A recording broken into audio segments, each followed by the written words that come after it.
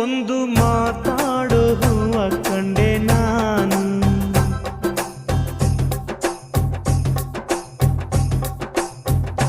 ಬಾಡದಂತ ಪ್ರೀತಿಯ ಹೂ ನೀನು.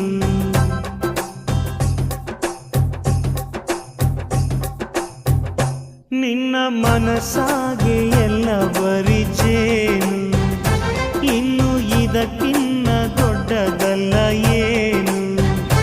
ನನ್ನ ಬಾಳ ಸಂತೋಷವೆಲ್ಲ ನೀನೆ, ನನ್ನ ಹಾಡು ಸಂಗೀತವೆಲ್ಲ ನೀನೆ.